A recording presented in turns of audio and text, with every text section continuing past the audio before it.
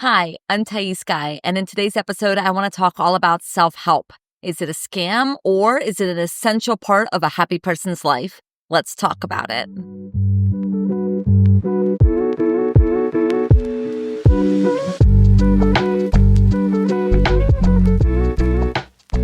Hello. It's so good to be here with all of you today. Welcome to my podcast, Reclaim. I'm Thaís Sky. I'm a licensed psychotherapist. And before I became a psychotherapist, I was a depth-oriented coach for almost a decade. And so I know a thing or two, I've seen a thing or two about pop psych, self-help, personal development. And I bring this podcast to you in the desire to break down some of the more popular topics that you hear out in the world and offer some thoughts that maybe would help you become discerning in what's going to be most useful for you. Self-help is a kind of category of thought or a subsection of the personal development world that has been so instrumental to me and my journey. And I feel like I'm pretty well equipped to talk about both the ways in which self-help can help and the ways maybe self-help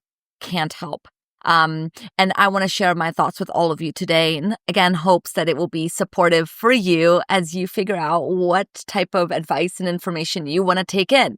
If you're watching this on YouTube, I have a different background today. I'm recording this podcast episode at my desk instead of where I usually sit, which is back there.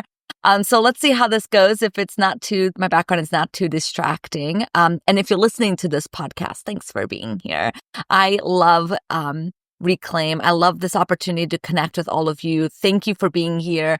As always, I know that you've heard this probably a million times in different platforms, but if this feels meaningful to you at all, please consider leaving a review, leaving a rating on YouTube. You could subscribe. That stuff just really matters for the algorithms. Yes? Okay, so is self-help a scam? Have you ever bought a self-help book, felt so inspired after reading it, and then experienced an immense sense of failure afterwards, right? So you then go and buy another book and maybe another book and another book, hoping that if you read enough information, you will know what to do to stop feeling so bad about yourself, right? That's the pull towards self-help. That is why self-help is the immense multi-billion-dollar industry that it is because there is something so seductive about the simplicity of the ideas that are often presented in self-help and the kind of seduction of like, if it's so easy and this author is making it sound so easy, it must be so easy to implement in my life. And so, we go after it. It's kind of like candy, right? It tastes really good. We're really enjoying the process. And then afterwards, we're left with this rush. We're left with this excitement. Maybe we implement some things that we read. Maybe we don't. But then we inevitably find ourselves wanting another book and wanting more information and following more self-help gurus on the internet, all because there's something about how bad we feel inside of ourselves that we hope that with the right information, we will be able to fix. This is self-help, self-improvement industry in a nutshell, right?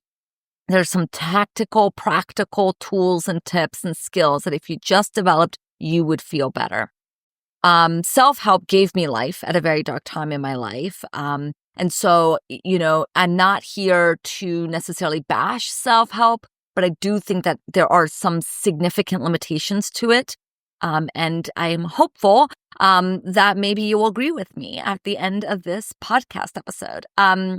So, I am uniquely poised to talk about this because I grew up in a very spiritual household. For as long as I could remember, my mom was meditating, was reading up on astrology, was interested in wellness, was trying to improve her life in some way, was attempting to find ways to connect to God, universe. And so that was my entire upbringing. In my living room, I had a statue of Jesus, Mother Mary holding Jesus, right next to Buddha, right next to Krishna.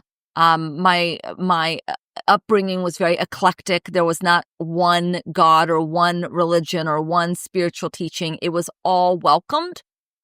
Again, with this kind of earnest, I think, desire from my mom to live her best life, figure out how to make life work for her. I think that's what many of us reach for: spirituality, religion, self-help for, right? Trying to find a way of thinking that's going to help us navigate the complexities of the world.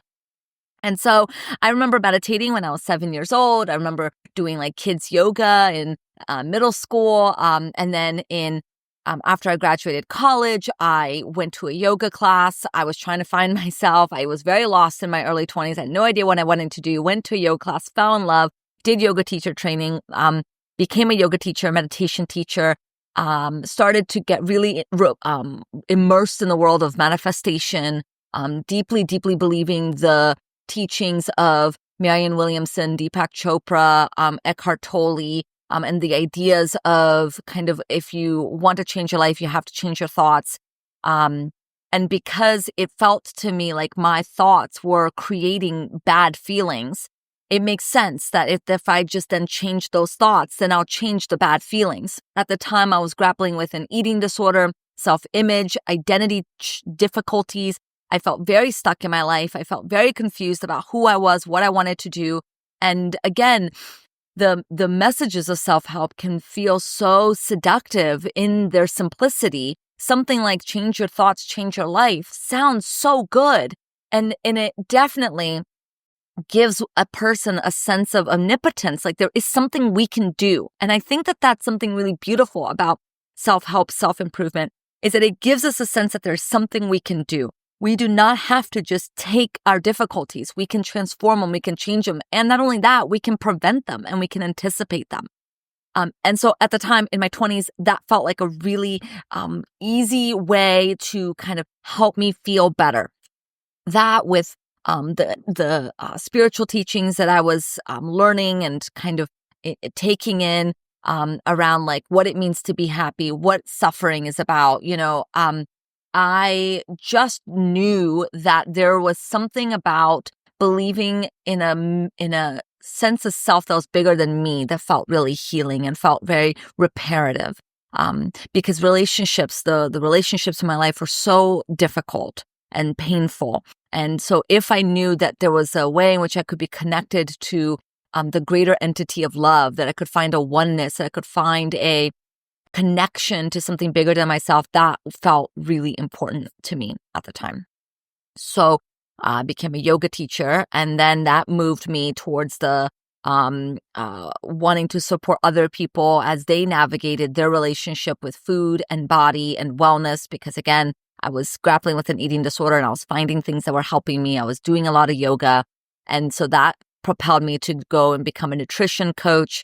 And then I realized I don't really like talking about the concreteness of the nutrition. I wanted to talk about our relationship to food and body. And so I shifted gears into kind of more quote unquote life coaching. And that propelled me into this really, really interesting path of what changes people. What do we need to know about ourselves in order for us to change? I remember taking a Psych 101 class in high school and really became so curious around what is it about us that gets us so stuck, that gets us in our own way. And while this whole thing was going on, that I was teaching yoga and I was doing coaching, I was also starting to develop this idea of the worthiness wound, which I know I talk about a lot on my podcast.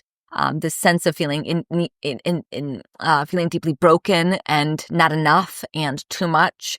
And I was doing a lot of trying to find the answer in any self-help book, in any personal development book about what is this phenomenon. And I really couldn't find much about it.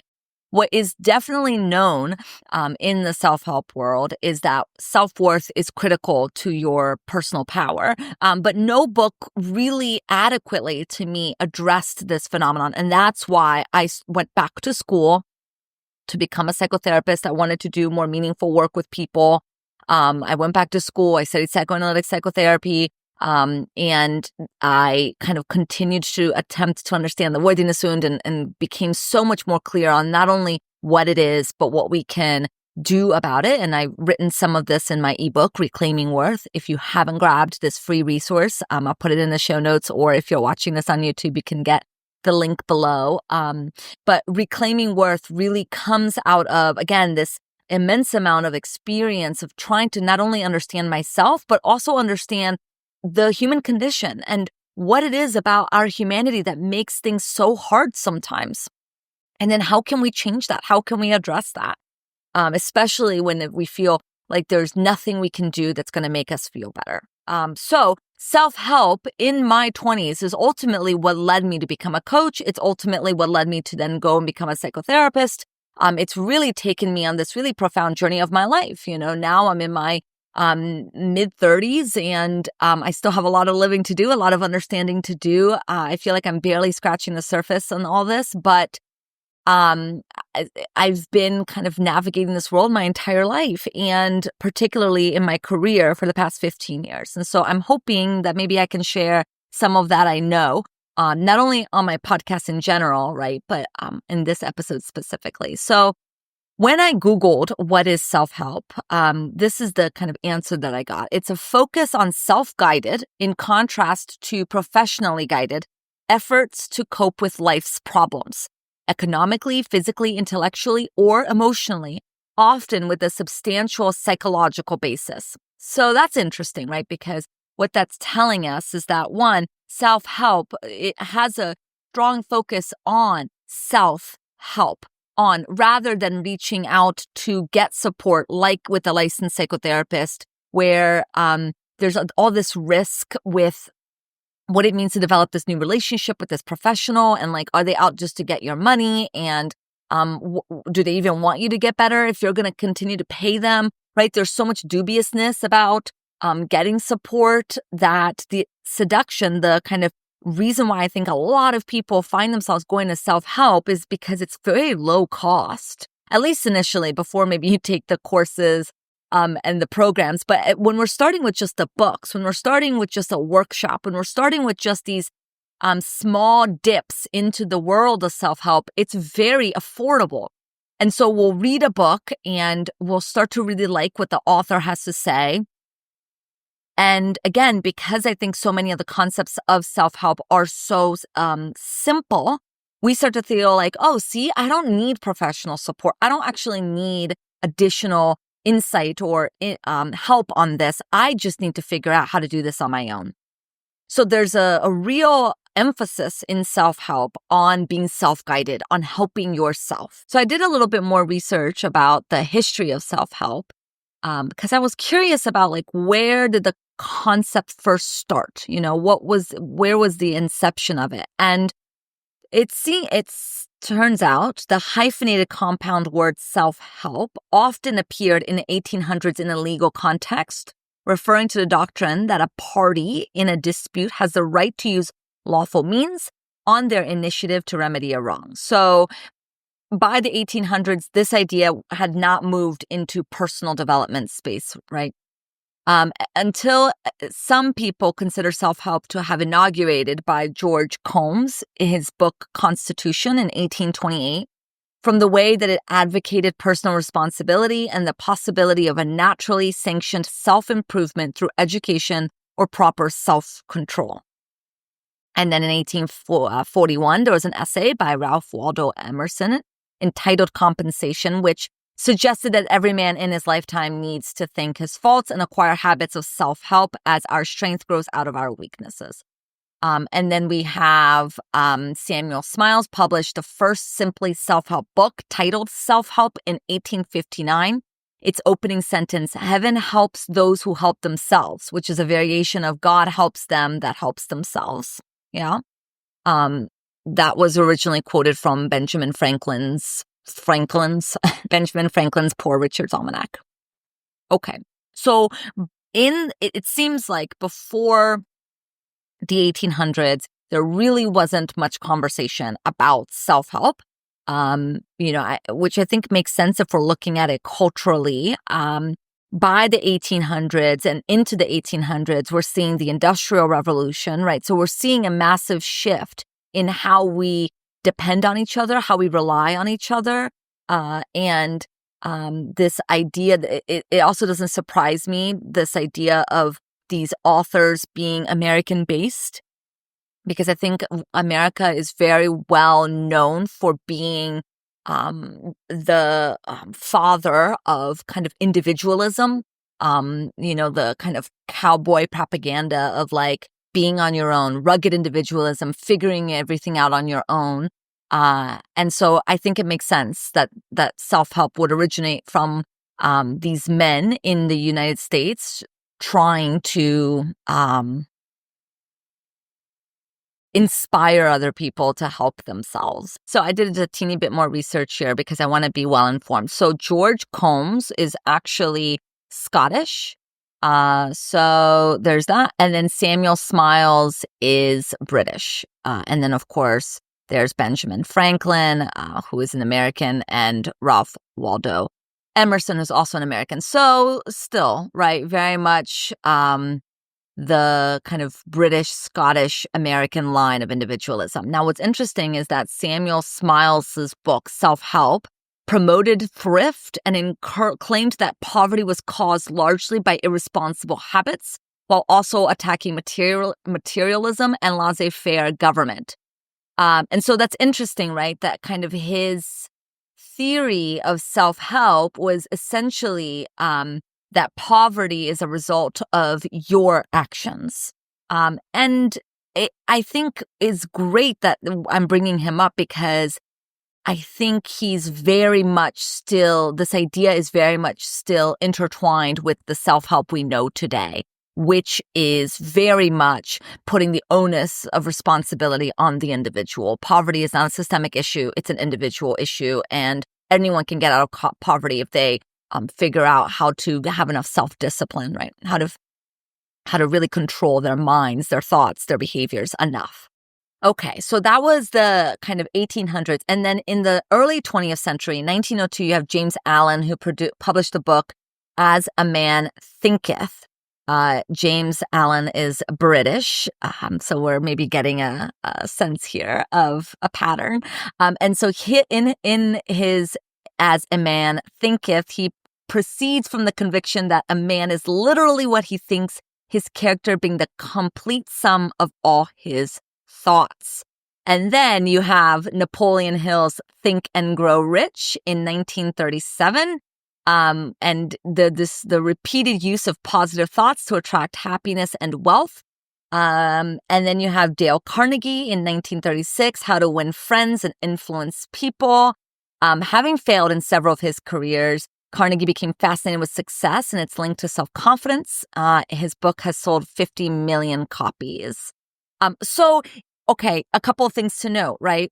One, let's take a look at these men and where they were coming from. Let's think about where our culture was in the 1800s. Again, we're seeing a rise of industrial revolution. We're seeing the rise of attempting to put the power of responsibility on the individual. Yes. And so these books, I think, were a way to supposedly empower the populace to do something about their predicament. If you think positive thoughts, if you can control your mind and habits well enough, you should be able to make the money that you want. You should be able to improve your life. This is the foundation of self-help. And so even though self-help now can look somewhat differently, especially if we're looking at it from the spiritual components, these tenets are still very much baked in self-help methodology. I pulled out some statistics here. So in 2022, the global self-improvement market was valued at $38.3 billion in the United States. It was valued at $15.99 billion. So a little less than half of the entire self-improvement market is really owned by the United States market. And so they estimate that by 2032, the global self-improvement market is going to reach $81.6 billion. And in the US, it's expected to reach $27 billion. So right there, the United States specifically has a huge market for self-help. And I don't think that we can dismiss the interrelatedness between our culture, the United States culture of pulling yourself up by the bootstraps, figuring your stuff out. If you have a problem, you should be able to take ownership of them and take personal responsibility and do something about it. That is very American, and its connection to self-help. Everywhere you look, there are books, there are podcasts, there are courses, and there are online gurus. At one point in time, I wanted to be like Deepak Chopra or Tony Robbins. At one point in time, I looked to these figures as an example of not only like living a significantly happy, nourished life, but also who I wanted to teach and be like. There was something really seductive to me about these ideas that they were kind of putting out into the world, because, and I think this is one of the core reasons why people are gravitate towards self-help, is because when we are suffering and when we are scared and when we don't really know ourselves that well, we are now looking for schools of thought. We are looking for ways of thinking about ourselves that's going to be containing, that's going to hold us, it's going to help us make sense of what feels like very chaotic and overwhelming life experiences. And when you think about the manifestation world and that your thoughts create your reality, and so if you don't like your reality, you can do something about it. Well, that feels really empowering when we feel so terribly helpless and stuck. So what self-help can often do for us, it can give us a kick in the pants, right? It can bring to our minds concepts that, yes, are so obvious and are in some ways so simple, and yet can affirm something for us, and it can help us hold something of our anxiety. And I think that it can be really then difficult for us to interrogate how come this very way of thinking and believing that can be so useful is also the reason why we're still staying stuck. We're still staying in a cycle of stuckness, despite the fact that we're reading all these books, doing all these courses, and trying to really take personal responsibility. And I also want to be clear that just because, I'm talking about self-help as it's coming up in the 1800s, I think what is so evident when you start to read philosophy and sociology and religion is that so many of these self-help books are kind of watered down versions of, philosophies that have been around for thousands of years, whether it's Stoicism, Buddhism, Taoism. I mean, these ideas are not new. They are just shaped and reduced to concepts that are then easier for us to digest. And so when we're talking about self-help, we can start to interrogate it all the way to the source of like, how useful is it to have these types of philosophical ideas like Stoicism?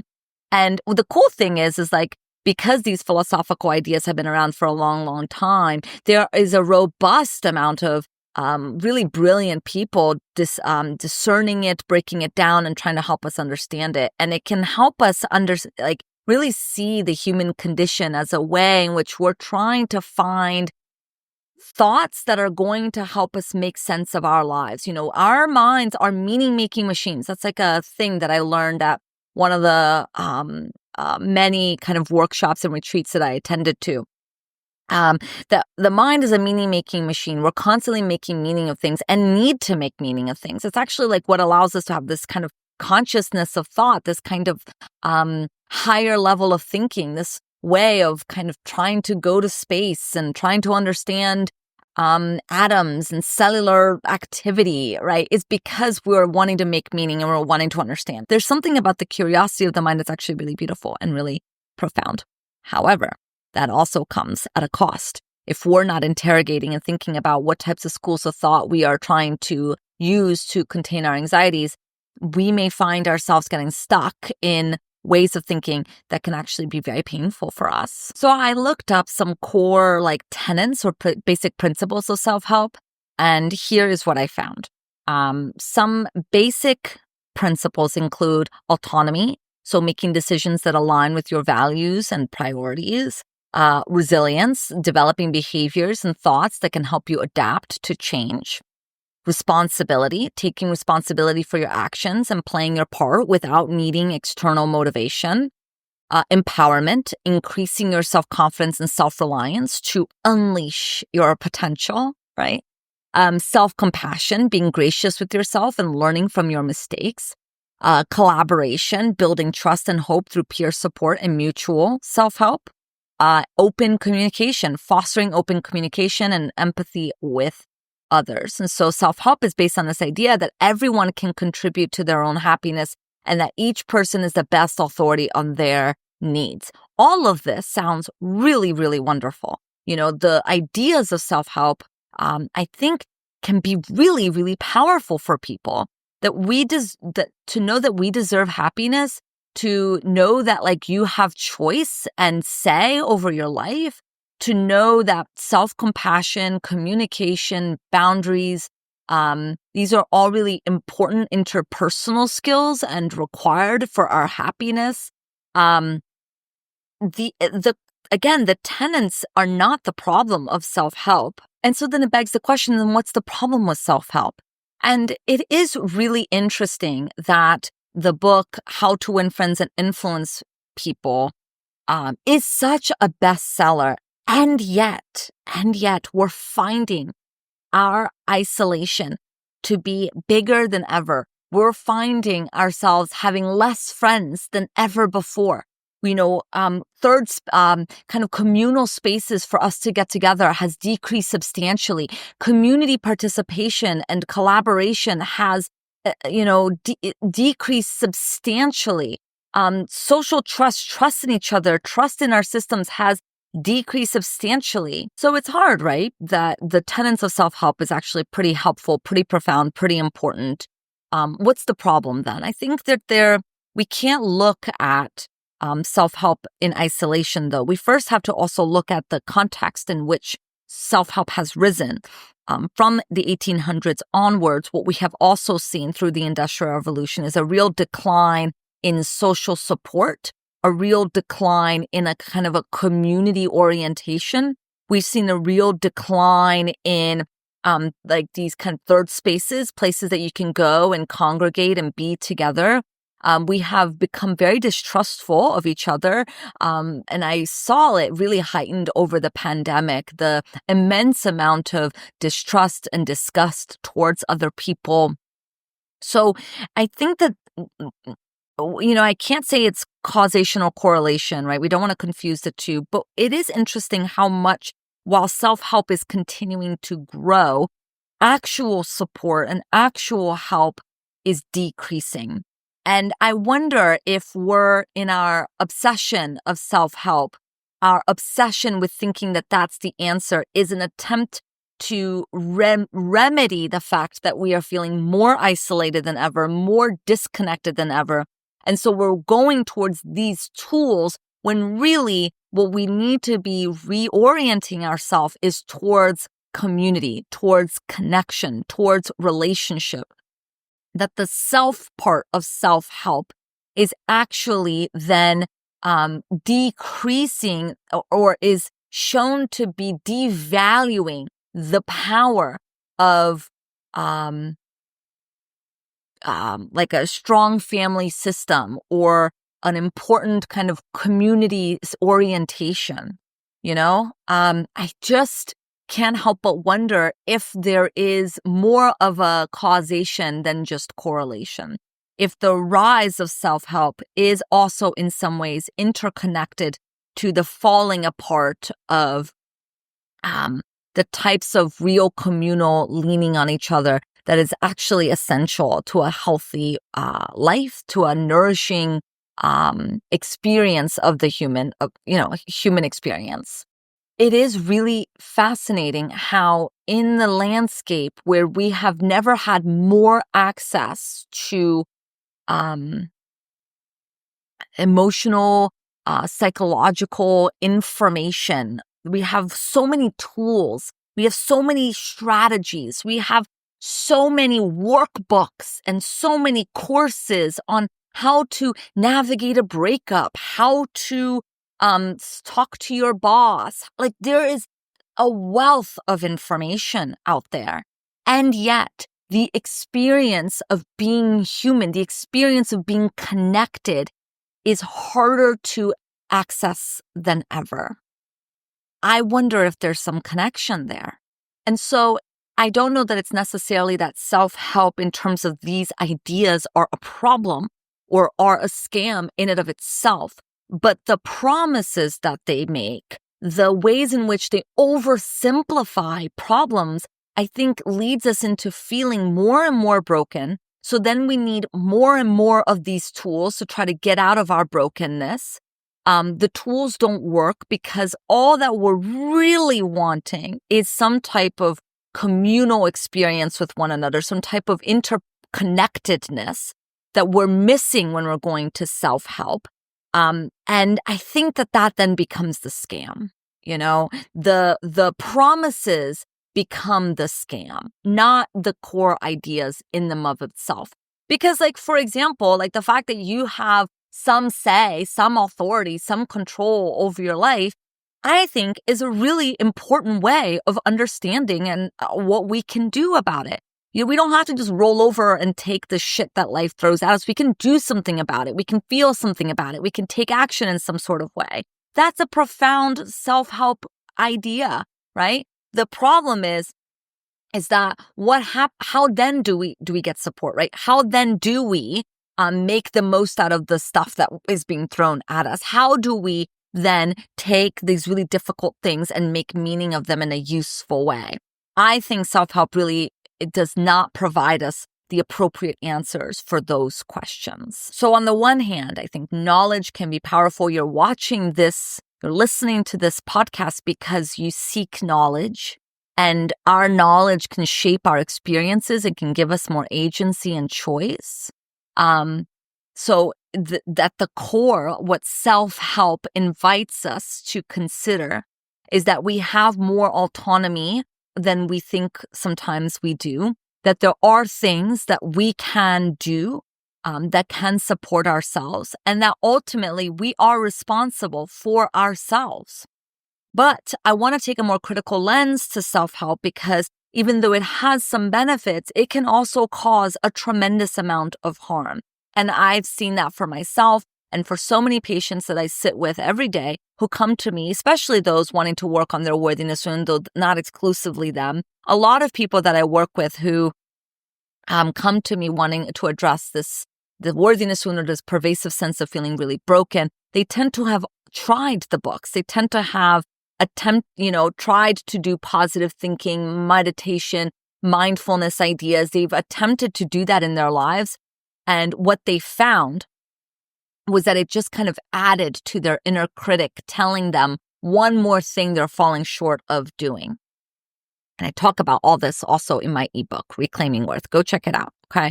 And how the inner critic is related to the worthiness wound. Oftentimes, if we have a tremendous amount of self-loathing already, if we are perfectionistic, if we are very hard on ourselves, if we tend to be very mean to ourselves, we're going to take the concepts of these self-help ideas and we're going to use them as more weapons against us. And I see it all the time in my office, time and time again. People who are invested in self-help are also terribly overwhelmed by self-loathing. So let's break down some critiques, okay, of self-help. One, I mentioned this before, it ignores cultural influences. So in many ways, it may seem like it empowers the individual, but it also has the effect of suggesting that the issues of culture lie solely within the individual, that your poverty is a result of your thinking, that your cancer is a result of your toxic thoughts, that your difficulties in your job are a result of just your self-confidence. And it doesn't take into the equation race, gender, socioeconomic factors, the ways in which that the world is unfair. I think self-help attempts to give this sense of meritocracy and give this sense that we are all capable of rising to the top should we just work hard. Should you just have the right thoughts, you should be guaranteed a good life. Should you exert enough self-discipline? And you see this in the podcast with these people being like, I wake up at 2:45 in the morning, and I exercise 45 minutes while I'm meditating on my coconut drink that I'm going to have later, and then I just think gratitude and helpful, happy thoughts for 35 minutes. And then I spend 5 minutes writing them all down. And then I make a beautiful 5-layered breakfast for my family. And then I say, oh my God. I mean, it's so painful to listen to these people. And what's painful about it is that I know that for so many of us, it stirs up this immense amount of envy. Like they have something that I'm lacking. Look at their willpower. Look at their discipline. They must be so happy because they must feel so in control of their lives. They must then be able to control how they feel. It's all a lie. It's a lie. One, we don't actually know if these people are actually living the life that they're saying that they're living. Just because they're documenting it for TikTok one day doesn't mean that that's their lives. Two, this amount of self-discipline and willpower does nothing. It does not touch in any meaningful way our experience of ourselves. In fact, what it does, honestly, is it creates a jail for us where we then truly believe that all of our feelings are problems because we're not enforcing our habits strong enough. And that if we could just have more self-discipline, control our thoughts and feelings more, then we would feel better.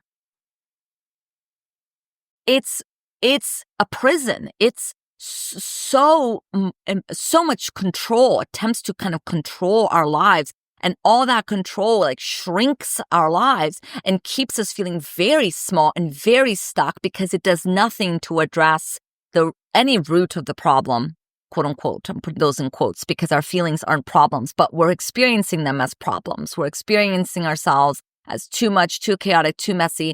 And so if we could just have the perfect amount of willpower and have the perfect gym regimen and meditation regimen and put our clothes away every single day, then we would feel a certain way about ourselves. And that's the promise of self-help. That's the grand finale, is that if you do all these things, if you meditate all this way, you are just going to feel happy all the time. And it just does not happen. There's an excerpt here that I want to read. I mean, I have a million self-help books. I'm not going to throw them under the bus. I'm not going to tell you where they're coming from. But here's, a general kind of spirituality self-help book. We are all here to inspire each other and to inspire our own minds towards enlightenment. Being inspired creates a great space. Developing your inspiration mind opens up your heart, and you find you naturally choose to do things for the benefit of others. You act with compassion. As you develop your mind, you relax and contemplate what moves you, catches your attention, and inspires you in your daily life. You discover where it is in life that you want to go, your direction. When you lack inspiration in your life, then the opposite is often true. You might feel hemmed in and can't really think which way to turn. You might feel you don't have time to look at the world around you, and so miss all the things that you can offer, all the things that can offer you inspiration. Without inspiration, how are you to feel motivated to do anything worthwhile? And so he talks about inspiration acts as encouragement and is a great blessing. Once you feel encouraged, there should be no problem going ahead with any kind of practice. Oh my God. Obstacles here and there won't stop you because you're going to be a hero. You are a hero already. Why? Because you become a strong, powerful person full of encouragement because you are inspired. I still don't know I don't know what they're talking about here. Like, what are they saying here? A wonderful way to do this, of course, ready for the tool, is meditation. And all you have to do is meditate. Literally. This entire book is if you meditate, you'll become inspired. And when you're inspired, you're encouraged. And when you're encouraged, all good things are going to happen to you. And the way that it is broken down, this book is like every self-help book. Once you read one, you've read them all, truly. They all say the same thing. It's so simple. It's simple. Look at this, encouragement, inspiration, and you're happy. And it's like, everything is good, and then you're a generous, beautiful, wonderful person, and all you have to do is meditate. And it's like that really, I'm getting like on my soapbox here. I'm getting very passionate because I have so many feelings about this. I think part of my feelings is that I feel so sad for like my past version of myself who read books like this, who bought, I mean, I have thousands of dollars of books, deeply believing the simplicity of the books meant a simplicity in its application. And that because I wasn't seeming able to apply it, it really meant that there was something really wrong with me. I mean, if you meditate now for even 5 minutes a day, for every day, and you're still left feeling uninspired and unencouraged, what are you supposed to do? The takeaway is that you're doing it wrong. The takeaway is that you're not applying yourself enough. The takeaway is that you need to commit more to this. And it's the simplicity of it is the seductiveness of it. It keeps you reading, it keeps you engaged, but it misses a whole slew of self-understanding. So one con is that self-help ignores cultural influence, and I think that's a really big one. It misses the systemic issues of today. It really invites us to think that all of the problems of our lives are really on us when there is so much responsibility that we have for each other and that culture and society has for us. And understanding what's ours and not ours is actually a really profound and important thing to grapple with. And because life is hard and because suffering is inevitable, as the Buddhist tells us, right? We may never solve for that. We may never solve for the systemic issues of the day. It may just be something we have to grapple with for the rest of our lives. How unfair it is. Sometimes life is just unfair, and it's not your fault, and it's not because you believe that makes you less likely or capable or whatever. It's just life is unfair. Okay, so then self-help often ignores deeper emotional wounds. Hello, like the fact that meditation isn't the answer. Right? Like, how about childhood trauma and unresolved conflicts? And how about even just the fact that like, our minds are conflicting, and just because you are very clear that you want something doesn't mean there's suddenly going to be it's going to be very easy for you to get that thing, right? I mean, that was literally part of the passage that I read to you, right? That like, if you are inspired, then you'll have no problems doing the things that you want to do. And that is such a flat way of understanding the human psyche and goes against so much of what we actually know from research and thousands of years of studying the human experience. It's just never that simple. I think self-help pulls people who really want simple ideas and simple solutions for really complicated things. It puts us in this like one size fits all approach, where with individualized support, right? You get support that's kind of tailored to you, and it adds a dimension and a depth to your understanding of yourself. But if we're seeking these books that don't know you and can't actually understand you, you're left trying to get this one size fits all advice that can then lead you to oversimplify your difficulties and your problems. We are the result in so many ways of culture and family influences. So much of our minds was created and formed and developed before the age of 7. So when we think that our entire problem is just needing to meditate to find some inspiration, and then all of it misses so much nuance about the impact of something like developmental trauma or childhood trauma can have on us. What it is when our minds did not receive what it needed as children, and how much now we look to self-help as like almost like parent figures, right? I think that sometimes we are seeking books, we're seeking these oversimplified ideas as a way to get the parent that we didn't get. And yet, of course, again, because it can't be tailored to you. And even if it is, like if we're even talking about like coaching, for example, coaches are often very unskilled because they have never gotten any type of training on how to actually work with people. And so a lot of what they lean on is advice giving and kind of telling you what to do based on what worked for them. And so they're relating to you as if you are them rather than your own unique individual self. And so a lot of coaching is, again, a type of parenting that I think we all need at some point in time, which is to mimic, right? To model after. We all need a role model that we can kind of copy, like wearing our mommy's shoes, for example, is a way that we're trying to mimic and model and learn who we are through the mind of another. But if we didn't really get that in the way that we needed, we may now be seeking self-help for that. We may be seeking advice for that. The prevalence of information and advice on the internet makes it all actually quite cheap, which is why individualized support is becoming more and more important. But there is also now there has been and continues to be this pull towards you should be able to figure it all out by yourself. And that's kind of another con or another problem with self-help, is that it suggests that all of our problems can be fixed just us by ourselves individually. A lot of self-help talks about generosity and support for others, but it doesn't give us any of the necessary skills or understanding of how to do that. And instead, it just encourages you to develop your own skills. And so again, most of us that go towards self-help actually come out of pretty broken families or difficult family experiences where we feel like we missed something. And now we're seeking this way of thinking and a way to try to address what is missing. And because generally what is missing came out of relationships, it's now can really only be addressed and healed in relationships. So we use self-help as a pseudo relationship with an inanimate object or with ideas that we then don't have to get overwhelmed by or be disappointed by.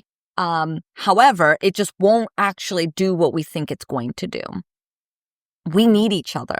We need to learn how to depend on each other. We need to learn how to receive from each other. We need to learn how to give from each other. I deeply believe that we are responsible for each other, that we need to take care of each other. We need to take care of our planet. And the rise of self-help and the rise of our eco-genocide, I can't help but wonder if they are in some ways interconnected as well. We believe that we can just figure all of our problems out on our own and that we shouldn't need anybody, but that means that we're also lacking an ability to learn how to need other people, how to depend on other people, how to communicate and be in relationship with other people. And so the very reason why we're being pulled for self-help, because this thing was broken in us, we're not going to get through self-help because that can only come out of learning how to be in relationships. Self-help can inevitably and inadvertently suggest that if change doesn't happen, it's because it's your fault. It's, again, tends to be very simple. And there could be all sorts of reasons why something didn't happen or something is hard. That doesn't necessarily mean that it's your fault. But of course, the inner critic loves to blame us for everything. And then it keeps us feeling a lot of shame. A lot of people who read a lot of self-help, they do a lot of self-policing. They do a lot of trying to control their thoughts, which leads them to feeling more and more out of control, more and more anxious, more and more terrified of their own mind, which then leads to kind of a very narrow existence. So much of self-help assumes that the majority of our lives is within our conscious control. When we know that there is an unconscious, we know that there are ways in which we don't know ourselves. We know that the things that we don't know about ourselves are influencing our decisions in very obvious and significant ways. Like that excerpt that I read from this book, right? That if you are inspired, you should just do what you want to do. That doesn't take into consideration our conflicting attitudes about the thing that we really want. This is a lot of why when we say we want something and then we find ourselves sabotaging that thing or not going after that thing, it may mean that we also don't want that thing. And to learn and understand what it is that we don't want is really, really important. I find that self-help generally doesn't help us learn more about ourselves, but what it does do is add concepts that restrict our knowing of ourselves. Again, if our thoughts create our lives, then we can't have bad thoughts because it's going to create bad things. How then are we supposed to relate to bad, quote unquote, thoughts? We try to eradicate them or try not to have them. But those thoughts may actually be giving us a lot of insight into ourselves and into what's going on or how we're understanding the thing. And policing our thoughts and judging and belittling our thoughts just isn't the answer. It's not going to make them go away. We can't just demand that we not feel a certain way or to not have certain feelings. It does not work that way. Of course, self-help often adds to this idea of toxic positivity, right? Or gaslighting of ourselves, that like we should always be happy and that there's something like you're not doing it right or you're not living your life enough, like well enough if you are unhappy. That a measure of a good life is one measured by happiness and contentment. And that can then only happen through an immense amount of self-control. But if you really meet anyone who is more at peace with themselves, they are actually able to hold and tolerate an immense amount of suffering within themselves and other people. If I found that self-help helped us expand our ability to be with ourselves, I would be saying something different today, but I just have yet to see it. And also, a lot of these authors are not living the things that they are preaching. They are not living this pinnacle of happiness that they are then putting out. And they will disguise that and they will even admit to that by saying like, well, I'm human and I'm figuring this out too, while at the same time telling you quite unapologetically how you should live your life. And I think that's a little bit unfair, right? Like you can't write about how everything should be so simple and you should just have had it figured out. But then when it comes to you, say, oh, well, I'm human. Well, we are all human. Like, don't write that way then. You know what I mean? Self-awareness, knowing about ourselves is important, but it does miss this kind of idea of like relational competence or our ability to be in relationship. I started to unhook myself from self-help. Like that process started happening for me when I had this this experience. It took many, many experiences, but I had this realization one day that the thing that I was searching for and yearning to come out of self-help, the type of clarity, the type of ease in myself, it really comes out of being in nourishing relationships with people, not in isolation. And oftentimes when I was gravitating towards self-help, it was when I was feeling deeply isolated and deeply alone. And I don't know if that will help you in any way or impact you in any way, but I just want to share a little bit of my own experience.